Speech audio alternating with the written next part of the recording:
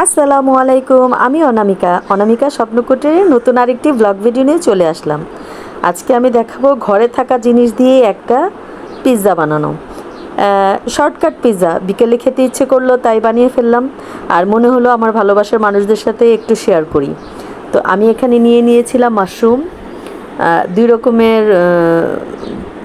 দুই রকমের, না, এক রকমেরই গোলমরিচ, আর হলো নিয়েছি মজারেলা চিজ, কাঁচামরিচ, পিৎজা সস, আর নিয়েছিলাম অলিভস। যদিও অলিভসগুলি আস্ত ছিল, এটা আমার কেটে দিতে খুবই কষ্ট হয়েছে। এটা পিস পিস কিনতে পাওয়া যায়। যদি পিৎজা বানানোর জন্য কেউ এনে থাকেন তাহলে ওটা আনবেন, কাটাটা। আমরা তো নিজেরা খাওয়ার জন্য আনি, তাই এরকম অলিভস আনি। আমি পেঁয়াজ নিয়েছি। আমি এখন মাশরুমগুলোকে কেটে নিচ্ছি। যার যার ইচ্ছে মতো কাটতে পারেন, কিউব করে কাটতে পারেন। আমি এভাবেই কেটেছি। আমি সবগুলি উপকরণই কেটে নিব। আর অলিভটা কাটাটা আমি যদিও দেখাইনি, অলিভটা আমার অনেক ভেজাল করে কাটতে হয়েছিল। আর বাসায় ওই মুহূর্তে সসেজ বা চিকেন আইটেম রেডি করা ছিল না, তাই আমি ওগুলো দিতে পারি নাই। যা যা ছিল আমি সেটা দিয়েই আপনাদেরকে পিৎজা বানিয়ে দেখাবো। আমি ফ্রাই প্যানে একটু হালকা তেল দিয়ে নিলাম। আর আমি পিৎজা যে বানাচ্ছি সেটার মেন যেই জিনিস সেটা হলো রুটি। এটা আমি কিন্তু আটা দিয়ে ডো বানিয়ে তারপরে পিৎজা বানাইনি। আমি কি করেছি, আমার বাসায় যে ফ্রিজে রেডি করা পরোটা ছিল, মানে রেডিমেড পরোটা যে আমরা কিনে নিয়ে আসি বাসায় খাওয়ার জন্য, মানে ভেজে যে খাই, সেই রেডিমেড পরোটা দিয়েই কিন্তু আমি এই পিৎজাটা বানিয়েছি। সবাই আমার কথা শুনলে হাসবে, কিন্তু আপনারা একদিন অন্তত আমার মতো এরকম করে পরোটা দিয়ে পিৎজা বানিয়ে খেয়ে দেখবেন কী যে মজা। আর যদি চান একটু মুচমুচা করে খেতে, সেটাও হবে। একটু চুলায় বেশিক্ষণ রাখবেন, দেখবেন একদম মুচমুচা হয়ে যাবে। এত মজা করে আমরা খেয়েছি। আমি যদিও ফার্স্ট টাইম বানিয়েছি, আমি মনে করেছি যে এখন থেকে যখনই খেতে ইচ্ছে করবে এভাবেই বানিয়ে ফেলবো। আপনারা পরোটা চাইলে একটাও দিতে পারেন, দুইটাও দিতে পারেন।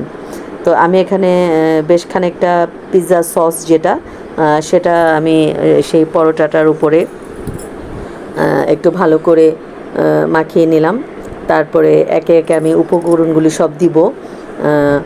পেঁয়াজ, কাঁচামরিচ, তারপরে মাশরুম, অলিভস সবই দিব। আর বললাম তো চিকেন বা সসেজ কোনোটাই রেডি করা ছিল না বাসায়, তাই আমি ওগুলি দিতে পারি নাই। এরপরে যখন আমি ওগুলি দিয়ে বানাবো তখন আপনাদের সাথে আরেকবার শেয়ার করব। তো আমার মনে হয় এভাবে যদি করে দেখেন, বাচ্চারাও খুশি হয়ে যাবে। অনেক সময় বলে পিৎজা এনে দাও, ওই মুহূর্তে দেখা যায় বাসায় কেউ নাই পিৎজা আনার। তখন যদি এরকম ঘরের উপকরণ দিয়ে একটু করে ফেলেন, নিজেদেরও নাস্তা হয়ে গেল, বাচ্চারাও খুশি হয়ে গেল। এগুলো হলো গিয়ে মায়েদের কি বলে, ঠকবাজি রান্না। মানে বাচ্চাদেরকে একটু বুঝ দেয়া যে নাও পিৎজা খাও, এরকম আর কি। এটা হলো ফাঁকিবাজি রান্না, যেটা আমরাকে বলি, এটা হলো মায়েদের ফাঁকিবাজি রান্না। তো সবাই এভাবে করে দেখবেন। আমি বেশ খানিকটা মোজারেলা চিজ দিয়ে দিয়েছি। আর আমি বলি, আপনারা যখন চিজ কিনবেন অবশ্যই ওদেরকে বলবেন যেন যেই চিজটা চিজি হয়, হ্যাঁ, সেই চিজটা যেন দেয়। কারণ এখন আমি দেখছি এত রকমের চিজ বাজারে বিক্রি হচ্ছে যে কোনোটা দেখা যায় যে চিজি হয় না, মানে কেমন একটা দলা পেকে থাকে। হ্যাঁ, তো সবাই এই জিনিসটা একটু ওনাদেরকে যখন কিনবেন দোকানদারকে একটু জিজ্ঞেস করে নেবেন। তো আমি এটাকে একটা তাওয়ার উপরে ফ্রাই প্যানে একদম ধিমি আঁচে বসিয়ে দিলাম, যেন এটা আস্তে আস্তে, কারণ পরোটাটাও হতে হবে, আবার এই সস বা আমি যে উপকরণগুলি দিয়েছি সেটাও রুটিটার সাথে ভালো মতো মিশে যেতে হবে।